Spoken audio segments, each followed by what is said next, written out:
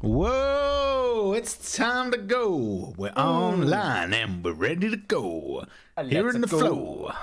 Here in the flow. It's the time to go. Don't be a hero podcast. You should have just went, don't be a hero. Then it would have ended on the rhyme. The go. Flow, go, don't be a hero. No. Podcast. Hello, Matt. Good Hello, eve. mate. You're right. Good evening to you. How are you, my dear friend? I am good. I'm very good because I got a cheeky surprise, Matt. Oh, have you? I love surprises. I was given, I'm not quite sure why, and I don't know how to truly take this, but I'll put it in a positive way. So it's Mental Health Awareness Week, and at work they're doing like various events throughout the week. It's quite lovely actually, in response to Mental Health Week, and my manager got me and a couple of them. Well, they got the team some presents, and she got us all alcohol based on alcohol that we enjoy. And I thought I'd take mine home and I'd have mine in the podcast. Oh, and what you got? Do you know what I'm going to be drinking tonight? What are you drinking? Oh, it's coming up. It's coming. Oh. Jack Daniels. Zero. A bit of Jack sugar. I love that Look at it. focus. Look at that. That's gorge. That's beautiful. Yeah, so hang on. You know, whack that open. Oh, do you know what, Forrest? I can't believe you drinking on a Monday. I know, mate. That is fucking. Woo. That's a high. It's a lot of JD in there.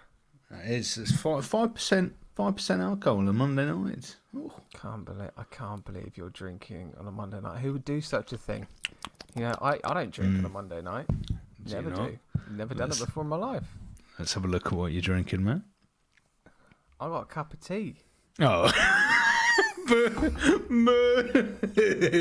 thought you were setting me up there for something absolutely smashing. Nah, I just did a little callback to a few weeks ago when I also had a drink. I had that straight whiskey on a Monday night once, didn't I? Oh, Jesus. You were giving me our time with it. I saw. I know. Now look at me. That's stupid. I am, mate. But I did see a little heart back to a previous wild card on your mug there. Is that Mr. Oh yeah, Mr. Christmas Jack? It is indeed. It's my favourite mug. This one. Oh yeah. It's a lovely lovely mug. Yeah, Jack Skellington. Love it. Love a bit of Jack Skellington. Well, there you go. Yeah. What happened? I mean, this is in terms before we go in to talk about things we need to talk about tonight for this week's podcast. What happened with your dinner today? I've had an absolute karma has smacked me in the face there, Matt. So Sophie's bless her, the lady of the house is feeling quite ill at the moment. Oh. She's got a cold / flu. Who gets that in the summer months, mate? Grow up. That's rough. But she's feeling quite bad, and basically on the way home she was like, "Look, I'm just gonna have the leftovers from yesterday. She don't really want to cook, blah blah blah." So I was like, "Fine. There wasn't enough for me." So I had two choices in life, Matt. I had two choices because there's very, very little in the house. So either I go for you cook a meal, you go to Tesco's, get what you need, you cook the meal, or choice two, on a Monday night, knowing you're going to drink alcohol and you're already blowing your Monday night, you have a takeaway. Oh, okay. So, and what did I do? I made a mistake. I ordered myself a takeaway, a little cheeky takeaway. Safe judged me big time. And I was like, no, I'm going with the takeaway. Okay. So, attempt one, KFC, it rocks up. The bag is open. The guy opens his bag, and the bag of the meal is split open. There's chips inside. I can see it looks rank, Matt. It's like a greasy cesspit of disgust. No. Exactly. So he looked at me. What happens there then? Who's at fault here? Well, this is the thing. So he looks at the bag and he's doing this whole internal struggle because he's like, "What am I doing?" Fine. it's only going to come out the same. It's fine. And he looks at me and I go, mate, I'm not having that. I can see the chips swimming at the top, mate. And he was like, look, I'll take it back to the KFC. And I went, all right. Well, and he said, you can get a refund. I went, well, if you take it to KFC, can they make you a new one and you'll bring it back? And he went, yeah, fine, no worries. So, and then I went back inside. Sophie went, he's going to eat that. You fucked it. And I went, no. I'll be back. You've got to trust a person in life, right? Yeah. So this is what happens. So I'm tracking him. He goes back to KFC. I could see it on my app. I'm like, this is going well. Yeah. He evidently grabs the KFC, and then he starts driving in a random direction. And I'm like, no. This is not going to plan. All the while, like the order's still showing as like on its way. So I'm like, I'm holding out breath. I'm holding out hope. And then suddenly the little car jumps right outside my house and it says delivered. And I'm like, oh, what? Exciting. Not exciting. Man's nowhere to be seen. There's no car. He's absolutely ghosted me. So he is delivered, click the button, no meal to show for it. So I'm frantically just honest and just eat.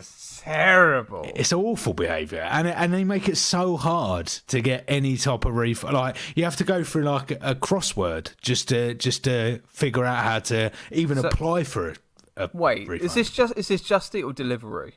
This is Just Eat. This is. Oh, name and shame them, Forrest. I know, mate. I've got, and I as of yet still haven't got a refund yet. I don't know what the outcome of my inquiry is. All right. Before I find out what you actually ate for dinner. Yeah. What's the name of this fella? Who is he?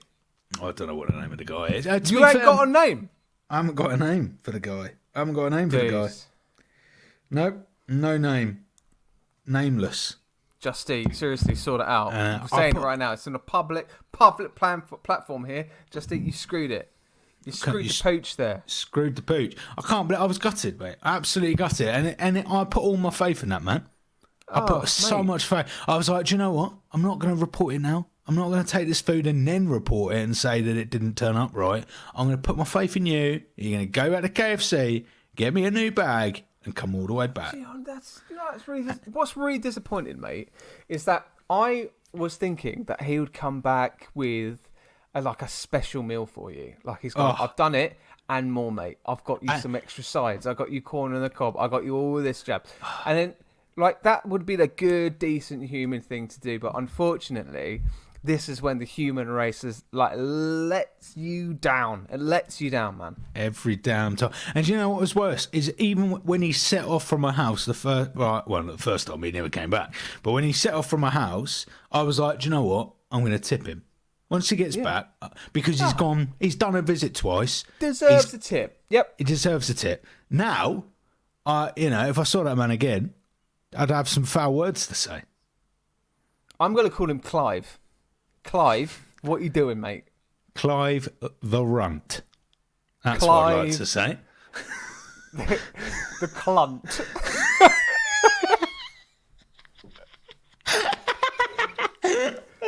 Clive the Clunt at Just Eat. Sort your life out, mate. Disgusting behaviour. So that happens. So that's chapter 1. So this is at 6 p.m, 7 p.m, no food, all my hopes and dreams trashed, right? And then I'm like, right, well, I know I've got a podcast to do with Matt, so I need to eat sometime soon. It's far too late to now go to Tesco's and cook myself a dinner.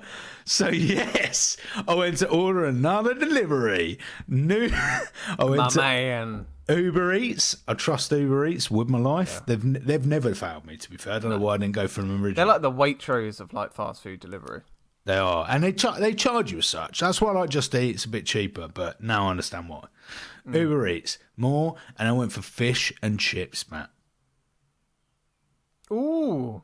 And I've got my fish and chip. I've had my fish and chips. Okay. I eaten it. It was gorgeous.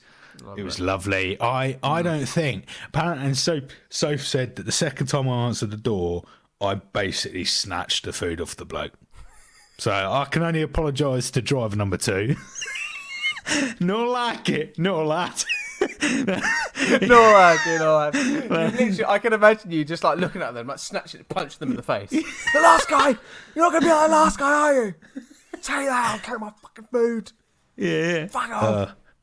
It was, but yeah, honestly, absolute 2 hours of toil and trouble, mate. I couldn't get over it. Mate, I empathise. What a journey. I mean, I realise this could have been really good content for the bonus episode, but you know what? That was 10 minutes needed on our usual Wednesday. 10 minutes before we start any dialogue at all about the main content. So yeah, people, tell us what are your previous stories about deliveries? Have you got any funny, quirky stories that you'd love to tell? Because maybe that's what our bonus episode could be, Matt. Maybe it could. Maybe it could. Your stories. What are your delivery horrors? Oh, I've actually, to be honest, I've got a few actually. Have you? Yeah, I genuinely do. Yeah, okay, we'll do that. We'll do it on the bonus. All right, dear listener, check us in on the bonus. Friday episode. Yeah. Anyway, that's by the by. Cool. All right, that's by the by. Dear listener, welcome back to another podcast. We are here. We are about to go straight in to talk about. Once again, we're on that train. We're nearly there. We're nearly caught up. Oh my god, we're so close. This is the final 2023 release of MCU's What If Season 2. Let's go.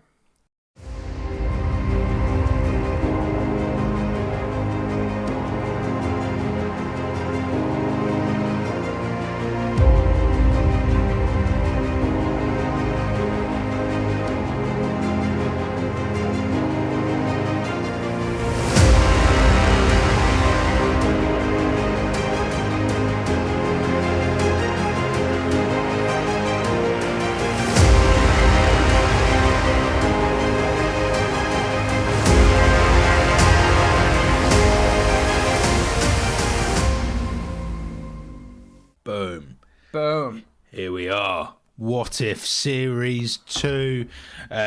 Series 1. What episodes are we doing? We're doing episodes 1 to 4? 1 to 4. Out of 9. So we've got 5 to watch next week. The Series 1, I think we liked it on the whole. There were some quite weak episodes out of the bunch, and also some visual effects issues. This was kind of like very much coming out of COVID. It was very affected by coronavirus, but here we are, Series 2, and we start with an opening episode. What if Nebula joined the Nova Corps?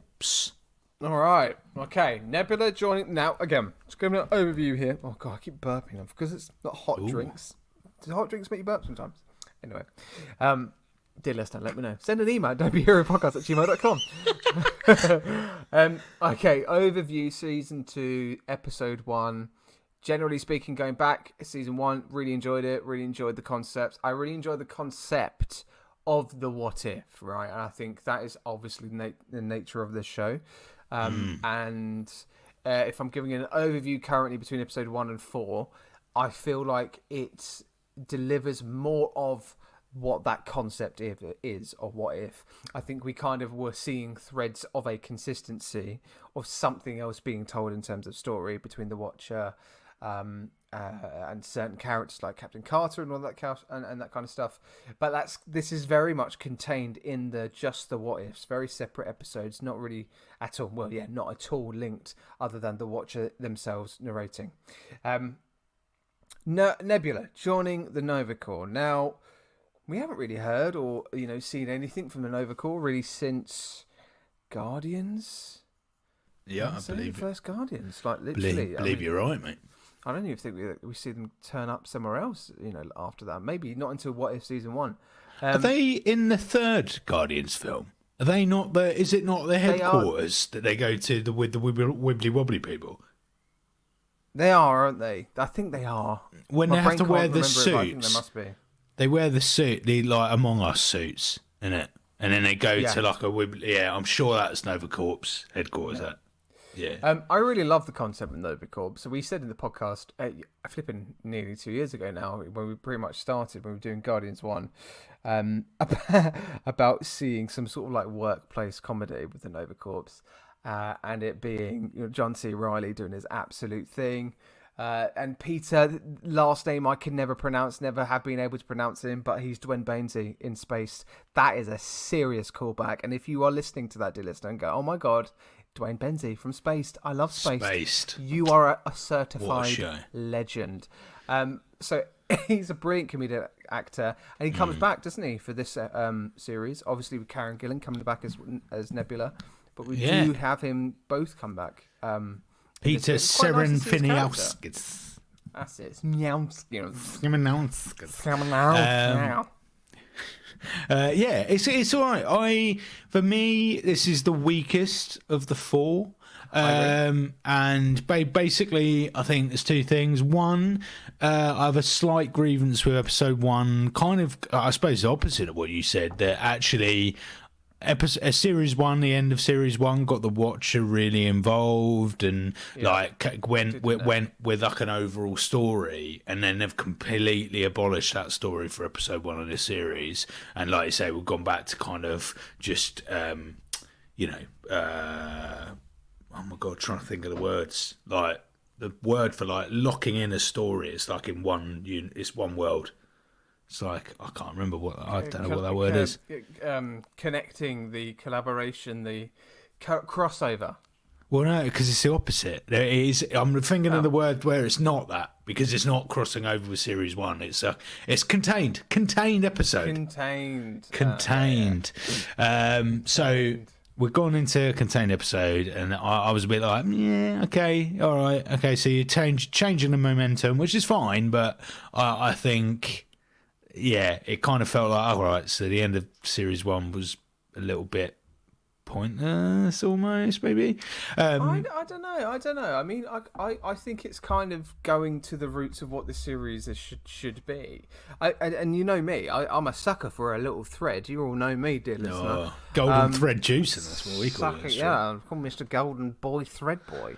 The thing about the golden thread, I loved this movie, but there was just no golden thread. I can't believe it. Black Widow on her own, doing nothing but killing people. But where is Mark Ruffalo? Because she was in love, and now she's not.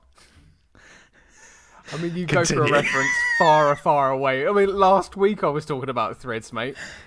Anyway. That's my way of getting the new listeners. Tune back in. Listeners in. Yeah, come listen to the old episodes. You'll enjoy yourself. Carry on. It's very contained, but I think it's what the nature of what if needs to be. Now, in terms of like plot for the episode, Nebula joins Nova Corps, so basically Thanos ditches her basically, and they find a younger version of Nebula effectively, and the Nova Corps basically raise her. What is her pronouns? That's interesting to know. What's Nebula's pronouns? I think it's her. I think it's her. I think it must be her. We've got Nebula playing this detective in a way, and it feels like it's that kind of like a noir detective story where she's doing the narration and she's sounding like this the whole time. I'm going to investigate the murder of. Oh, I was teeing you up there. That was an absolute fail. Yondu, yeah, very good. Yondu. I thought you were having a stroke. I couldn't. Is he asking me? Is he having a stroke? Naturally, I went for stroke. So. She is investigating and actually, just whilst you're going on about the kind of film noir and her narrating and all that,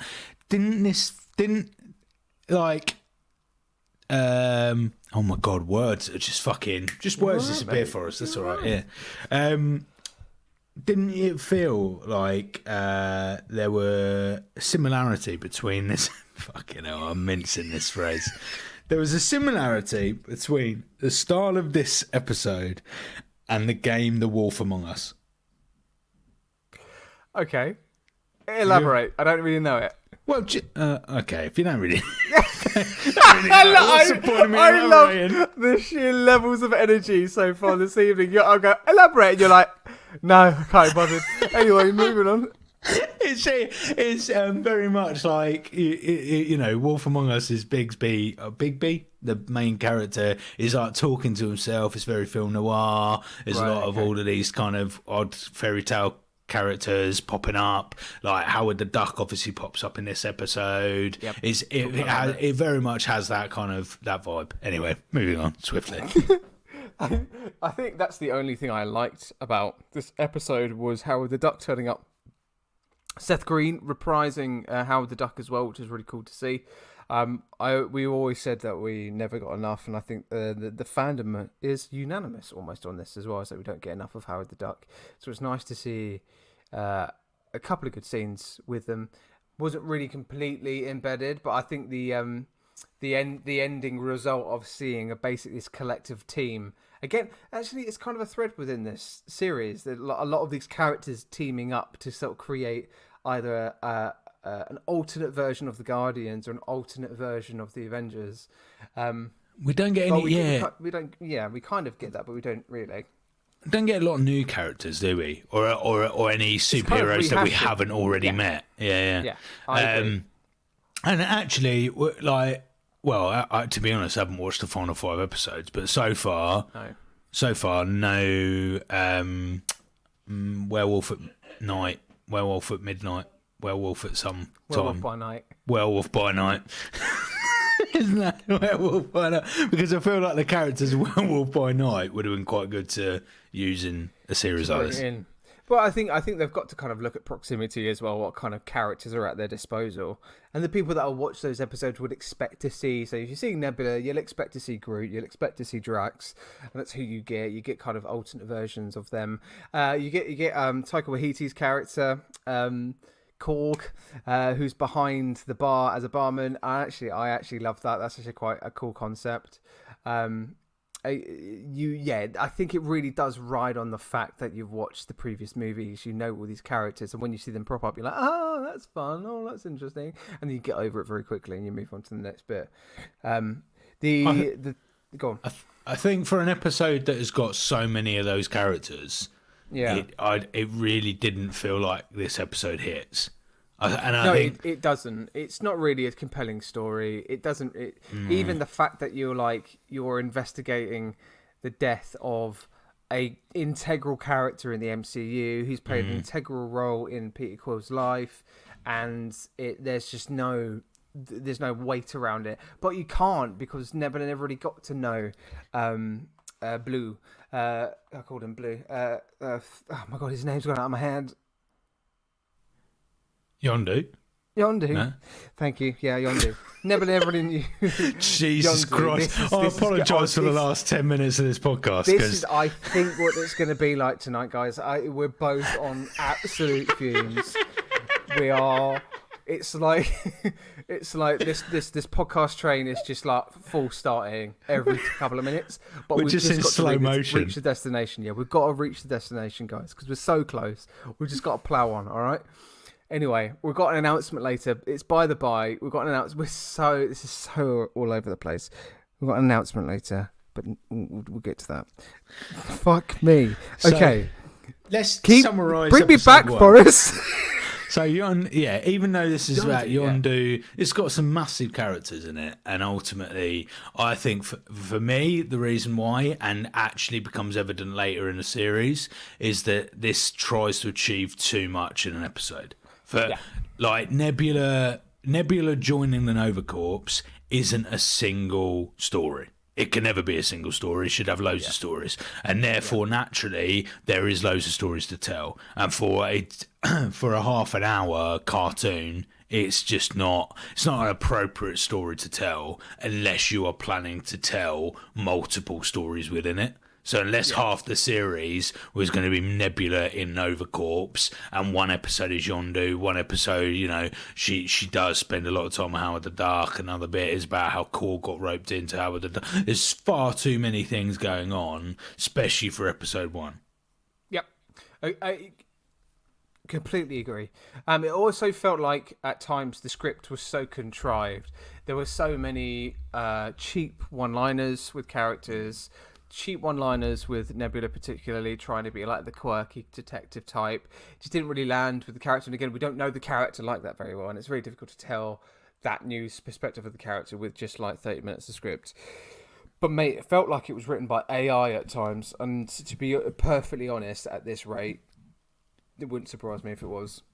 Yeah, agreed. Agreed. Yeah, agree with that. I think we should move on. I think we should. I think you're right. We should. I think we should probably. So, episode 2. What if Peter Quill attacked Earth's mightiest heroes? So this goes 1988. Ravagers take Peter Quill to Ego, who urges him to expand his expansion across the universe. So basically, long story short, works with his dad. Which means that he comes to Earth like with his dad in one ear, kind of causing all kinds of mischievousness. Yeah, so the overall objective of Ego, with taking over all universes that are reflective of Ego's own image, so destroying planets and rebuilding them. All of that is very much the objective of what Ego was when we met Ego in Guardians 2. We basically get to see what his plan was, but also with Peter Quill being part of that plan from the offset as a kid. And then, Peter Quill then subsequently going back to Earth to destroy it, to do that bit of job. This concept of a dangerous human, supervillain, let's maybe say now at this point, that is also a child, is a brilliant concept. I think this is a great concept. I don't know. I wouldn't say it go as far as being a great episode, but I would say it's a really great concept. But also placing it in 1988, where we get a young Hank Pym, we get Peggy T'Chaka Carter as well, Peggy Carter in it as well. Like we get our basically a mishmash, and also Bucky's there as the Winter Soldier, who's just become the Winter Soldier of that time, and it's just brilliant because it brings all these different concepts and stories into one. We also get the Kree woman that's in the first Marvels, Wendy Lawson. Thank you very much. Marvel, yep. And so we get all these characters together, and to be honest, I think it works really well. And I think it gives us a new concept of what it would be like to team up against evils with a different type of superheroes. This is what I really hope Fantastic Four explores. I really hope that they really stick to their guns and really place it in a decade, and we get to see just different types of characters that are threaded through a lineage of Black Panther, for instance. So seeing, if it's in the 60s, it wouldn't be T'Chaka, it'd be T'Chaka's dad as the Black Panther. So that would be great. Do you know what I mean? Just seeing all these different versions of the characters, just sort of turn up that have the lineage of these, superheroes that we know and love. Even like, could you imagine? Right? Not to say it definitely won't happen, but like, if like Odin turned up, do you know what I mean, in the 60s? Do you know what I mean? Like stuff like that. I mean, well, to be honest, Thor would turn up in the 60s because he was, thousand years old. But that's what it did, and I wish again, some of these concepts, I don't know whether they do it on purpose. Dear listener, I'd be interested to get your thoughts on this, actually. Do you think that they used the what if concept as a testing ground to see what might stick for potential future projects? So say, for instance, if the whole MCU were like, oh my god, 1988 MCU looked absolutely elite, this looks amazing, what a team up of superheroes, and if there was a call to have like a live action version or a movie live action version or a TV series on Disney Plus, would they make it? What do you think? Sadly, that's relying on a good senior team in Marvel, and right now, after such blockbusters as the Marvels and whatever else crap we've had, I can't put my faith in that. But yeah, ideally that's the way it should go. I think with this episode, I think I would go back to your previous thought about that. What was the main like cool thing about this episode. It was about having a young Peter Quill who is causing mischief and is working for his dad, right? That was the key element. Now, unfortunately, in this episode, that key element lasts about 5 minutes before they turn him back into a child who's absolutely siding with the Avengers. Yeah. Like, almost instantly. Because it was so quick, yeah. Even when he's in the fairground, he's still not putting much of a fight up for the Avengers. Like, they just tame him. And yes, he is a child, and I get that. But the problem with having a half-an-hour episode means they have to get from A to B pretty quickly, which means that we didn't actually get to enjoy, like, a dark Peter Quill for very long at all. Mm. Which, for me, was the whole point of the episode, right? Yeah, exactly. There should have been a little bit more leaning into the threat, leaning into the villain side of Peter Quill. It's hope, isn't it, that kind of turns him around. A young kid of hope. Taking part in that. It's just that it kind of, like, the concept was there. It's just the execution and the story again just wasn't great, but I enjoyed watching it. Do you know what I mean? This is the thing about the series is that I enjoy watching it, and it's as a standalone thing, and you really just accept it being the standalone one episode. So you just follow the story for what it is. You don't really expect huge things from it. No, and I think this is by far greater than the first episode. Like this is definitely like a league above episode 1 in my view. Yeah. For many reasons, it's like you say, the Avengers team up is cool. Seeing different characters working together was nice. It was a simple plot if you compare it to episode 1 with like all kinds of weird, like you have to like make a jump on almost everybody being different and doing different things. Whereas this episode is just the Avengers are still there. It's just a different setup of Avengers. Quill is still there. He's just worked for his dad for a little bit, like for longer than he did before. So it's not too far to fetch for a half-an-hour cartoon, basically. No, it's fine. I tell you what I would have liked to have seen, actually, instead of Hope being the person that turns them around, a Mantis turning up, because Mantis isn't in it. And if we're thinking that Ego was on the planet, well, you'd assume that Mantis was there as well.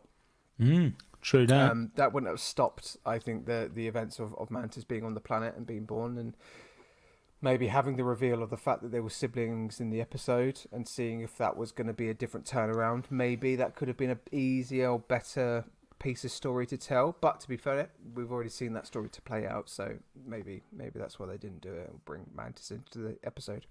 Yeah. True that. It would have been nice though, and always love a bit of Mantis. Yeah. Big fan. So that's episode 2.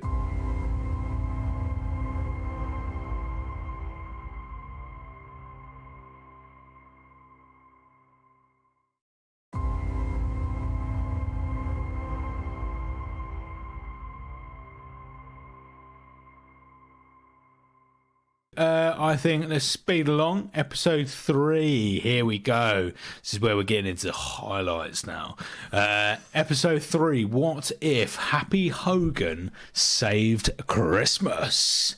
What an episode this is. Totally was not expecting a Christmas episode either. Even though this series came out in December, so it makes complete sense. But this felt like this was the 2023 Christmas special. Oh, 100%. And it was just this episode for me is just everything about it is amazing. I love Happy Hogan. For me, Darcy again. Kate Dennings doesn't miss, mate. The character of Darcy is so, like, honest to God, forget Agatha, mate. Let's have a series of Darcy. I love that character so, because she is like, she's human. She's just normal, but she's got incredible intelligence. They've made that character, or Kate Dennings has made that character like stand up to some of the biggest people, like the Thors of the world, right? And yet she's not scared or terrified. It's brilliant. It's awesome. 100%. She's so funny. and the one-liners again work for the character because we see that so much as well in the previous iterations that we see over in live action and also in animation. There was one line where it was like, "Are you always an intern? How do you get paid, or how do you survive?" And it's like there was acknowledgement to the fact that she's always an intern for something, which I think is actually quite a funny line to put into it, and also acknowledgement to the fact that how does she live? How does she make a living? She's just an intern. Man, we didn't get enough of Kat Dennings. I mean, we need more. We need more. But this episode, now I messaged you about this. Now, and on reflection, because even when I watched episode 4, I still thought the same. I watched it with this comment in mind, by the way. So episode 3, right, and viewers, listeners, I'll be very keen on your thoughts here, and of course yours, Matt, as well. But episode 3, the Christmas episode, the graphics seem like so much crisper and slicker than the other but it's not because this has been made better. It's just that this feels like a different style to me, or a different person has done but basically, and I'll try to rewatch it back and see what I mean, but like it looks like, in a game when you got this FPS, right, frames per second, and then you got gamers love like a 60 FPS compared to a 30, because basically if a character moves, then you see more of that character's movements, right? If it puts his arm up, you can see more of that happen. And this episode feels like that. Every character did something. You saw like the whole move, whereas in other episodes it's more cartoonesque in the sense that like you'll just see quite a fast-paced version of what they've done. I don't know. I'm probably reading way too far into it. No, I watched it with this comment in mind. Now I don't see any drastic changes in the actual graphics and the way it's shot and the way it's animated, but what I can tell in terms of difference was the color grading of this episode against the previous ones. This episode is very distinct in its color grading. Obviously it's nighttime throughout the whole episode, but also it's purple, mate. So many purples. Obviously, then when Happy Hogan turns into Freak, that's like a purple Hulk. Yeah. It kind of really leans into a rich purple tone. And obviously, you've got Christmas as well, so you've got the natural kind of greens, reds, yellows in there. But there was a moment where Happy Hogan was getting attacked by some agents and stuff, or security people, and they were firing shots, and he was hiding behind like a desk or something. And he was turning behind him, and you can see just like the cut. It was all just purple, mate. It was just purple. It kind of reminded me of the new Superman picture, actually. So I think maybe that's it. Maybe it was just the color grading. Might be popping out more, maybe. Yeah. With the colors. Yeah, it's definitely and the fact that I noticed it, like I would think surely means there must be something, because I watch these all in like a reasonable type block together. So the fact that my eyes noticed something, there's definitely something different about this, and it kind of was similar with the next episode as well. Which like for me, I don't know, because we know that like What If has been made under quite like difficult circumstances, series 1, and we also, do you remember series 1 was supposed to be longer than it was? Oh really? I can't remember. Yeah. Okay. Yeah, I think it was supposed to be long. So I don't know. There's a part of me that thinks maybe episode 1 and 2 were actually already made. So like maybe it is slightly older, like ways of making it. I don't know. I'm talking out my arse, but it definitely looked different. That's the end. No, yeah, there was definitely something different in terms of its tone of how it looked. 100%, can't deny that. But there was something in this episode that I thought, and when I watched it, I was like, Matt's about to get bloody excited. It's the return of Justin Hammer, mate. Justin Hammer, man. Absolutely brilliant. And we didn't. This is Iron Man 3, isn't it? With Justin Hammer. Is it Iron Man 2? Might have been Iron Man 2. I might be Iron Man 2. You know. Iron Man 2. Yeah, no, you're right. I think you're right. And yeah, it's Monte Carlo, isn't it? Monte Carlo. Monaco. Yeah. So it's Monaco. Monaco. We've got a character there that I wish we got more of, and he's funny. He's not maniacal, but this is the thing. If you wrap around a character intelligence and comedy, and you put that together, you have got something delicious to play around with for a character, because you've got, particularly for a villain, because you can, through comedy, show egotistical natures and personalities, neuroses, all those types of things. But you've got at the core of it somebody that actually could be quite threatening, because they know what they're talking about. They know how to handle certain pieces of tech. And Justin Hammer's overall objective is about stealing the tech from Tony Stark, and that's been the case not just with Justin Hammer, but also when you've got Extremis in it with Iron Man 3. You want Stark tech. You want to use it for your own self, and you want to kind of use it for your own for Hammer tech and all that kind of stuff. Still in there, it's still part of the story. It's just played very well, and when he gets into like the Hulk Iron Man suit and stuff, the Iron Suit, it's just brilliant. And I'm like, this was the episode, I'll be honest, some of these episodes, I think I've said it in series 1 as well, there are some episodes you go, oh, I wish I saw that in live action. And I think this is that one. This is the one I was like, ugh, I wish I saw this in live action. It would have been really cool. Really Agreed. Cool. I love this episode. I think for me, one of the letdowns, and I think me and Matt actually spoke about this before we started recording, was like Robert Downey Jr. Where you at, mate? Like and the problem is when so many of the other characters are being portrayed by the actual actors behind them. It's so annoying when you've only got one or two people who don't.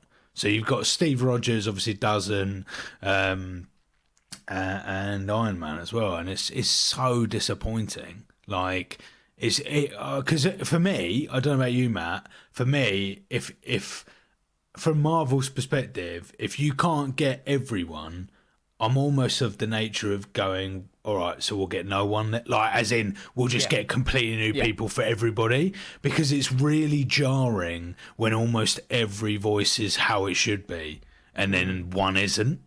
So actually, for me personally, I'd rather just all of the voice actors were different, so you didn't ever have that thought. You just go, all right, this is a different person, whatever. Don't know. Not to disregard the guy who voiced Tony Stark, which is Mick Wingate in the series, but what it does for me is that it kind of strips away the legit nature of the series. The fact that they go, this is a part of the MCU. This is like, because this is the thing. Like, if they said that this was its own standalone thing, it's not really canon to the MCU. It's just its old Marvel Studio thing. It's not MCU. We would probably be inclined not to put this part of our marathon, right? You know, this kind of would then stand with all the X-Men and all the other things that we go with Morbius, all that kind of stuff. But this is. So when you don't get the genuine article of Captain America and Tony Stark as Chris Evans and Robert Downey Jr., then it does take the kind of legit nature. It kind of strips away your want and need to watch it, because then you're like, oh, well, it ain't them voicing it, therefore I'm not going to buy into it, which is a shame. I think we kind of I don't like to think that we'd dwell on that too much as a fan base, but it would have been cool. It would have been cool, and I think that nicely segues into an episode where we really notice the lack of Mr. Robert Downey Jr., which is episode 4. Iron Man crashed. Oh, what if? Sorry, Iron Man crashed into the Grand Master. Now, this, having said what I've just said, is one hell of an episode. Oh my God! All I'm going to say is Jeff Goldblum. I flippin' love you so much. That guy can do no wrong. So good. So funny. This is the thing. This is why I feel like, and I'm going to say it now already. By the time we got to episode 4, I was like, do you know what? I think this hits a lot harder than the first series. And the first season was good for different reasons. Because we open up this concept of all these different timelines and the multiverse and all that kind of stuff. But this just gives you kind of service with certain characters. So just previous episodes we got service with Justin Hammer, we got service with Howard the Duck. I was going to say Howard Stark, Howard the Duck, but we get service with Grandmaster, and this is great. Like we get Tony Stark. If he, so he gets basically to the end of Endgame, he doesn't get found by Captain Marvel. He just then falls into the planet of is it Sakaar? Yes, yeah. He doesn't go back into the wormhole, does he? No. And in Avengers, he goes back into the wormhole, back onto Earth. Yeah. But this one, he gets sucked in and ends up there. An incredible episode. I like the comedy of the episode. So there's a moment where I genuinely laughed out loud, and that's quite recently. I haven't done that much in the MCU, to be honest. And it was when so Iron Man and Gamora. It is Gamora, isn't it? I'm thinking of. It's got to be Gamora. Is it Gamora? Yep. Yeah, thank you. Gamora's in it. Gamora. So Gamora and Iron Man get locked into a room, and it's got like this bed, which is like all red, like love bed, like Valentine's Day, all that stuff. And then literally Korg. It's just sat in the corner of the room. Hello, guys. Hello. What's up, guys? Hello. Yeah, it just really made me laugh. I was like, of course, Korg turns up on this. It's just genius. So good. So good. And you see the truthiness to each of the characters. They kind of, Korg, funny, Grandmaster, funny. Even the, with Tony Stark being part of that as well. You see a different light of Tony Stark as well. The fact as well, they do a race.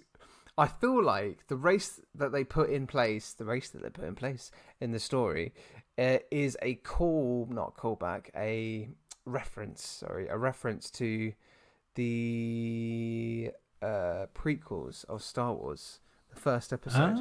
Okay. Well, yeah. Where they have that little race with a young Anakin Skywalker on the desert. Oh, nice. Yes. I feel like it's a little nod to it. And they do... Actually, I think Kat Dennings mentioned Star Wars. Star Trek. She says Star Trek. They're talking about Star Trek. Yeah. But yeah, there was... And actually, we didn't talk about that. There was a lot of film references in that Christmas episode. Because obviously mentioned Die Hard, loads, just endless. But yeah, the race also reminded me of obviously Monte Carlo in Iron Man 2. And I loved it because there was a moment with me, and I love racing, I love F1, big fan. But even with me, there was a moment where I thought, oh, is this going on a bit too long? But then actually I thought, nah, it's a cartoon. This couldn't be done. Well, it could be, but it wouldn't look as good if this was done in whatever you want to call it, non-cartoony CGI. Is that the one? CGI. Yeah. Live motion, like whatever. I don't know what they call it these days, mate. I don't know. AI, people. Films and stuff and sorts. And I thought actually this lends itself to the nature that it's being shown, and it was quite cool. I quite enjoyed being. And again, because I'll say it again. And I'm going to keep saying it again in order to demonstrate my point again, is that they did a good job of making sure that the story was simple. Episode 1, far too much going on, far too many different threads, different characters doing different things. This episode, nice, easy. He has to beat the Grandmaster in the race. Job done. Nice, easy plot. Get to see lots of different stuff in the race happen. And I really enjoyed... we did get a new character in this, didn't we? Because... what was the character who was like awesome at driving? Topaz. Is it Topaz? No? Do you know who I'm on about? You're going to go Topaz silent, MCU. mate. Sorry. No, it's not. Topaz is in it. Topaz is definitely in what movie is it? Thor Ragnarok. No, Topaz is in it. Topaz is in it. Yeah, but it's not a new character. Oh, okay. All right, so I see what you mean. Yeah, but yeah, do you know who I'm on about? Who's the other driver? Yeah. Really good cool. Good part. Thanks, mate. Jesus fucking. Sorry. Yeah, Fuck. good part. You just thrown me under a bloody metaphorical bus there, mate. It's a really good character, isn't it? Yeah. Yeah. There's a new character, isn't it? Yeah. Yeah. Cheers, mate. Cool. All right, I'll just crash and burn right now. Do you want me to try and save this bit and give you a bit of trivia from the episode? Oh, go on then. Why not? Hit me up. It's an absolute fucking car crash, this episode. So, to talk about car crashes, obviously this episode, What If Iron Man Crashed into the Grandmaster, was originally conceptualized as an episode in the first season. However, production delays as a result of COVID-19 pandemic caused the episode to be pushed back into season 2. Despite this, the episode's main characters still appeared in What If the Watcher Broke His Oath, which was the first season finale. So this was originally a concepted season 1 episode, which I don't know if even if it was placed in season 1, I don't think it would have made any drastic changes or anything at all. I think if anything, it aged like a fine wine. I thought it was a good choice putting in season 2 because we got to see lovely bits of Grandmaster again, and it's been a fair few years since we've seen Thor Ragnarok, and seen his character prop up. So yeah, I mean, it was again opportunities to expand characters and play around with it, and it was fun. It was silly. Wasn't serious. This is the thing. This is why I'm trying to go, well, why, if I'm really enjoying something that's standalone and contained between like 30 minutes, 40 minutes of storytelling, really not in-depth storytelling, it's really obvious stuff, but it's fun, it's silly, and we're not taking it seriously. But so why did I find the Marvels tricky last week? Do you know what I mean? When people argue that is fun, that is silly, it's not to be taken serious, it's just what it is. It's contained within its own thing, and I'm like, yeah, but why can't I enjoy it? Why am I not enjoying that as much as I'm enjoying this? And is it because it just comes from this residual, backup of, well, yeah, but it's part of the MCU, so you need to be telling a bigger story. And letting go of that maybe is a bit tricky. Maybe that's it. Maybe I'm reflecting here. Like maybe actually letting go of all of the stuff that comes before it, this whole multiverse saga. Why aren't you talking about Loki? Why aren't you talking about the TVA? Is actually an issue in terms of storytelling. It's actually an issue in terms of projects going forward, which is why I think maybe we're kind of really flipping buzzed about Deadpool, because the whole story is about kind of addressing that. Maybe whatever.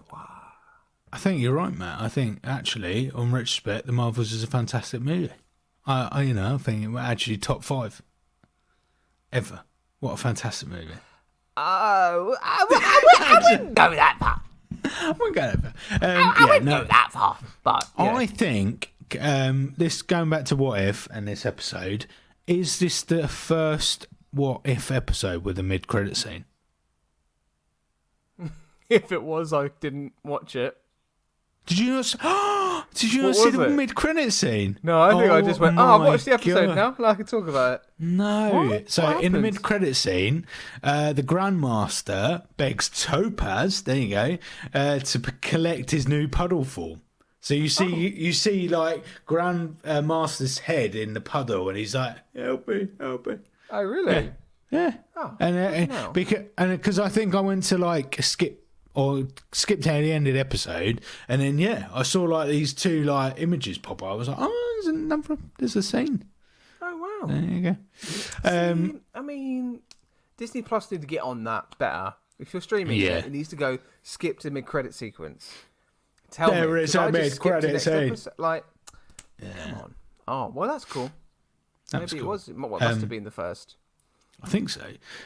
Also, honorary mention that we forgot to do earlier is, I believe it happens during episode 2, Peter Quill's episode.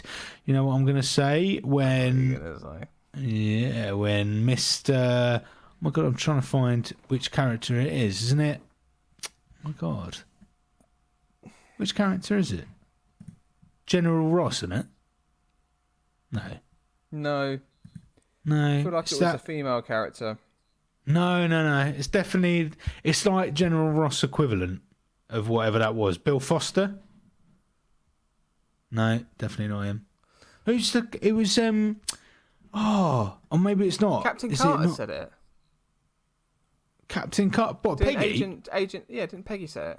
No, it was a bloke. It was a bloke with grey hair. This bloke with grey hair. Seriously dragging the reveal.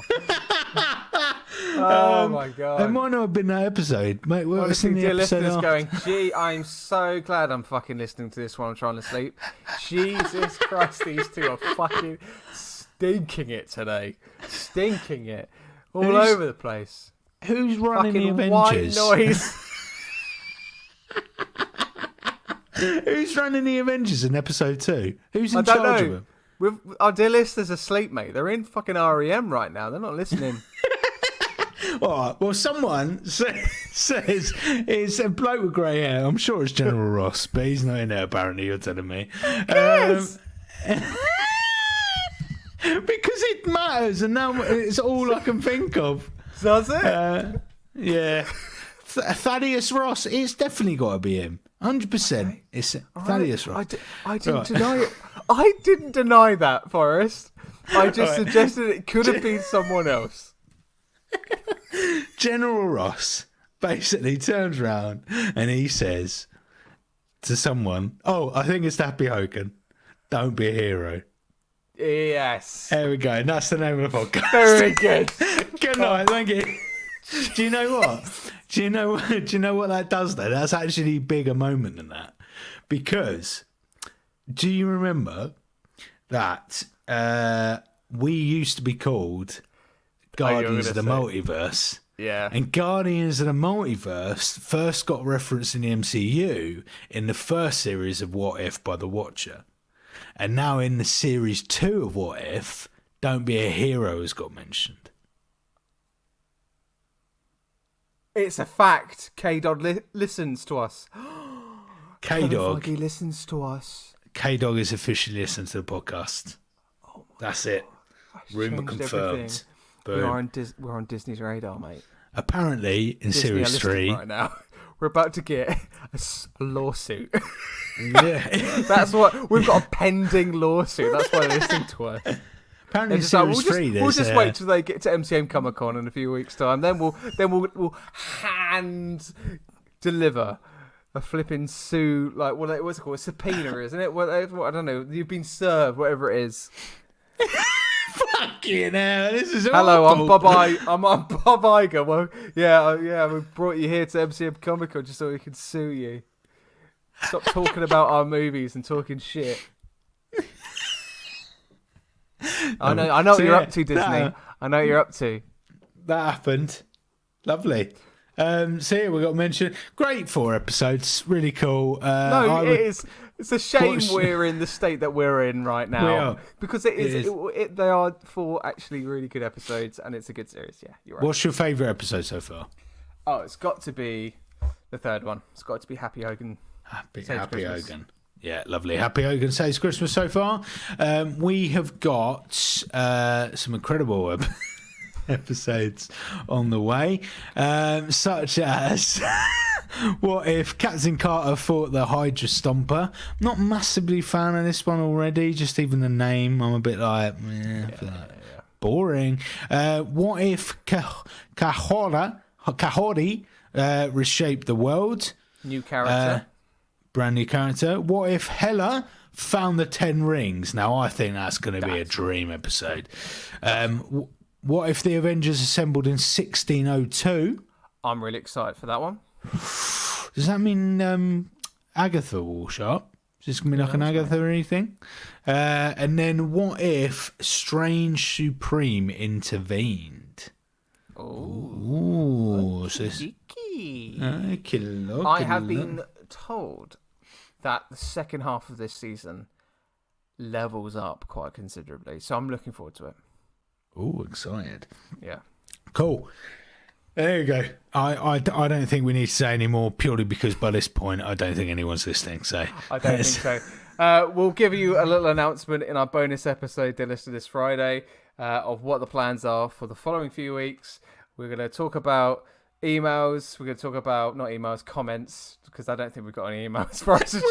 We ain't got any emails, mate. We've not even agreed we're doing a bonus episode. What is it? Oh, we're doing it. It's happening. It's in the pipeline. We also need to talk about certain news that's just broke today as well. That actually relates to Agatha. So, thank you, dear listener. I hope you're having a lovely sleep. See you on Friday. Ta-ra for now. I've literally yawned. Come on. Fucking hell. End it. Kill it. Bye. Kill it dead.